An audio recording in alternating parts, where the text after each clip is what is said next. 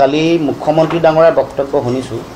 মুখ্যমন্ত্ৰী ডাঙৰীয়াই ফটকা ফুটুৱাই যিটো আনন্দ কৰাৰ যিটো কথা কৈছে, এইটো কৰাৰ আগত মুখ্যমন্ত্ৰীলৈ মই বিনম্ৰতাৰে আহ্বান জনাইছোঁ।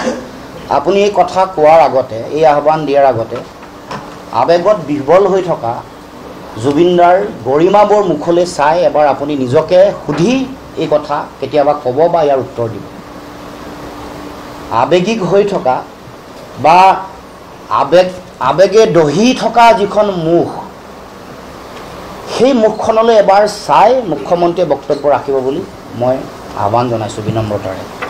আৰু মুখ্যমন্ত্ৰীক মই অৱগত কৰি দিব খুজিছোঁ, সনাতনী সংস্কৃতিৰ কথা কৈছে। সনাতনী সমাজত পৰিয়ালৰ কোনোবা এগৰাকী মানুহ ঢুকালে ফূৰ্তি ফাৰ্তা কৰিবলৈ ন্যূনতম এবছৰ।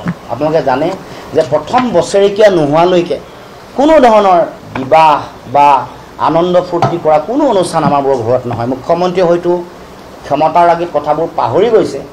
সনাতন সংস্কৃতিটো কোনোবা ঘৰত কোনোবা আমাৰ সকলোৰে পৰিয়ালৰ অংগ। জুবিনদা ঢুকোৱাৰ পাছত ন্যূনতম সাধাৰণতে এটা বছৰ সকলোৱে ৰৈহে এনেকুৱা ধৰণৰ কাম কাজ কৰে। ঘৰ নলয়, কেতিয়াও ঘৰত বিবাহ অনুষ্ঠিত নহয়।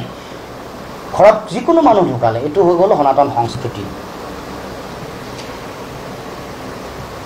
দেৱালী আহি থাকিব প্ৰতি বছৰে বছৰে আহি থাকিব।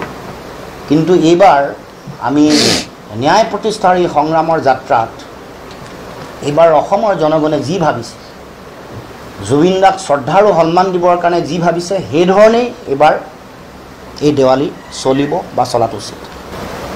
এনেকুৱা ক'ব নেকি আপুনি, যিহেতু তেওঁ কৈছে যে বৰপেটাৰ যিসকল নিৰ্মাতা আছে, ব্যৱসায়ী কথা আছে, তেওঁ মুষ্টিমেয় মানুহে এই পতাকা আটক বনাই দিব লাগে। তেওঁ একদম হাত যদি এইবাৰৰ কাৰণে এইটো ৰাজ্যটো বেয়া নহ'ব, অসমীয়া বেয়া নহ'ব, তেওঁলোক দিয়ে নিশ্চয়।